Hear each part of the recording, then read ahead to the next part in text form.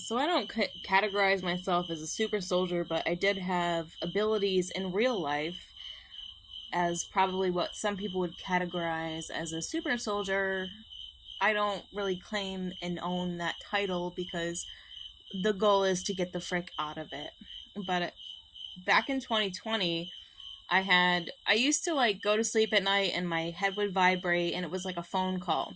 And I would get on the phone call and I would be in these boardrooms, these board meetings with exopolitic leaders, and I could hear everything that they were saying and briefing to all of us. And in 2020, it was like when the CV-19 was going on, they had said that this is, quote, literally, quote, an epigenetic apocalyptic event involving Iran and Japan. So I always found it interesting that the news wanted to paint it as like Wuhan and whatever, and no one ever talks about Iran, but people in the military will know. And I'm not painting these people as bad. I love 90 Day Fiance. There's a couple, the dude's from Iran, and he discloses a lot about their culture, especially their hatred towards America. Like, it's steeped it's like founded on hatred towards America. And Americans cannot go there. They only found each other through a language program, and then he moved here knowing that he might never be able to return to Iran. I didn't know, but I did know from my contact that there is a deep-seated hatred between these two countries that like the news never covers. And then Japan has kind of a looser relationship, it seems, but also in my recent experience, like I import Japanese products. All of my products are Japanese. I use Japanese products to run my business. And I find that their culture is beautiful and it's very intertwined, but at the same time, I do feel like they have some sort of superiority culturally over the world. Go back to what was it, Lyndon B. Johnson, World War One. Like no one was taught World War One. We were only taught World War Two. That there's a lot of history. There was a Russo-Japanese war that like we weren't taught as children. Why?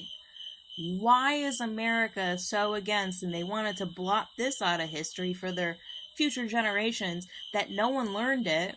Yeah, America did some really shady things to Japan and they seem to have won for a short period of time. So naturally there's a vendetta from Japan.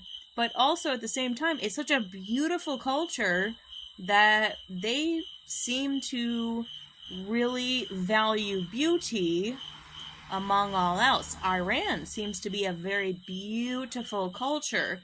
They value beauty while they're a little bit more militant.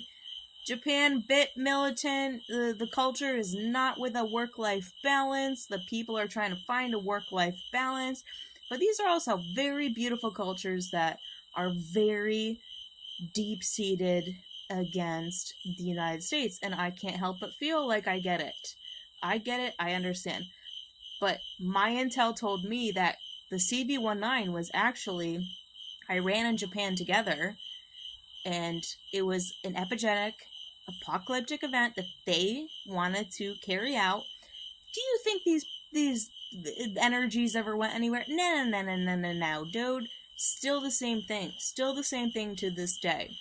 It's not for us to like paint ourselves against them. No way, because deep seated we're likely aligned with world peace and not all of these territorial mishaps trying to avoid karma. Avoid karma. You can't avoid karma.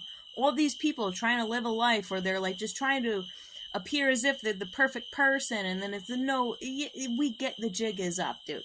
It's not perfect. You're not perfect. It's not perfect. But anyways, Iran and Japan, the hidden quote-unquote enemy, Iran and Japan. Look out for it.